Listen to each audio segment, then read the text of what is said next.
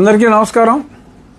ఇప్పుడే సరిగ్గా 10 నిమిషాల క్రితం సుప్రీంకోర్టులో చాలా బలమైన వాదోపవాదాలు జరిగిన పిదప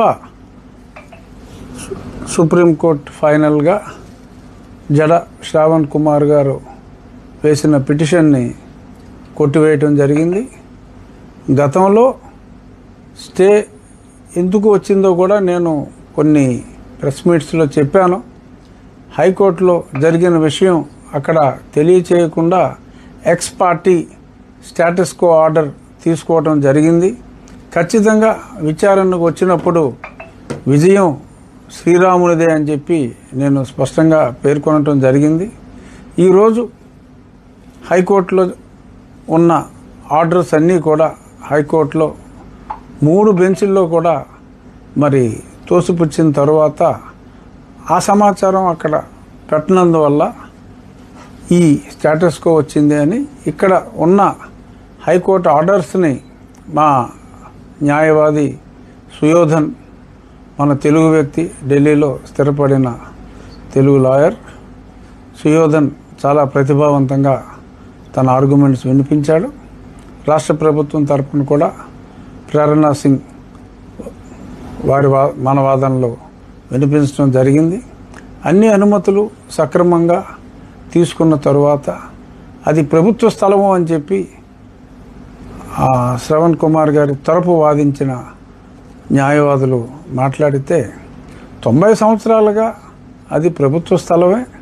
ప్రభుత్వ స్థలంలో ఉన్న దేవాలయ స్థానంలో మళ్ళీ తిరిగి దేవాలయం కట్టుకుంటే దానికి అభ్యంతరం ఏమిటి అని చెప్పి సుప్రీంకోర్టు కూడా ప్రశ్నించి ఆ పిటిషన్ని కొట్టివేయటం జరిగింది.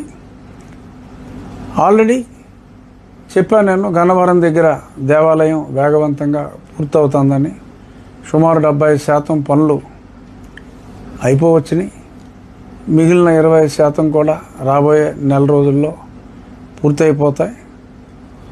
ఒక సైట్లో గతంలో ఫౌండేషన్ వర్క్ ఆల్మోస్ట్ పూర్తి చేశాం. ఇంకొన్ని ఫౌండేషన్ వర్క్స్ రేపు ఉదయాన్నే మళ్ళీ తిరిగి పనులు సైట్లో పునఃప్రారంభించి 2 వారాల తర్వాత ఎరెక్షన్, అంటే ఏ రాయికి ఆ రాయి నమూనా ప్రకారం కృష్ణశిలతో గన్నవరంలో రెడీ అయిన స్టోన్స్ అన్నీ ఆ డిజైన్ ప్రకారం తీసుకొచ్చి అతి త్వరలో, అంటే మా ఎస్టిమేషన్ గతంలో చెప్పినట్టే ఎటువంటి ఆలస్యం జరగదు, నవంబర్ నెలకి పూర్తి చేస్తామని చెప్పాను. దాని ప్రకారమే ఖచ్చితంగా నవంబర్ నెలాఖరికి పూర్తి చేసే దిశగా అహర్నిశలు రామభక్తుల సహాయంతో దాన్ని పూర్తి చేసి, స్థలం చిన్నదైనప్పటికీ 4 సెంట్ల స్థలం అయినప్పటికీ సర్వాంగ సుందరంగా ఒక చక్కటి డిజైన్తో ఆ రామాలయాన్ని పూర్తి చేస్తామని చెప్పి అందరికీ చెప్తూ, ఇక సరే న్యాయవాదిగా వారికి క్లయింట్స్ వచ్చుండొచ్చు. జడ శ్రావణ్ కుమార్ గారికి అంతిమంగా సుప్రీంకోర్టు తీర్పు వచ్చింది. ఇక గొడవలకి స్వస్తి పలికి నా మొత్తం అందరికీ కూడా నేను చెప్పేది, అన్ని మతాల వారికి కూడా నేను చెప్పేది ఏంటంటే, మత సామరస్యంతో మనం ఉండాలి.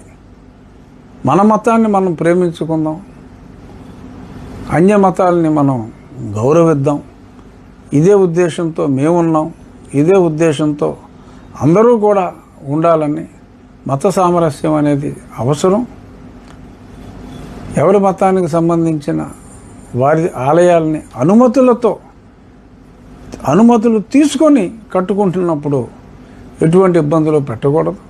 అనుమతులు లేకుండా కడితే ఓకే, చట్ట ప్రకారం శ్రవణ్ కుమార్ గారు కావచ్చు, ఎవరైనా చర్యలు తీసుకోవచ్చు. అలాగే అనుమతులు లేకుండా చట్ట ప్రకారం ఎవరు చేసినా కూడా అది సమంజసం కాదు.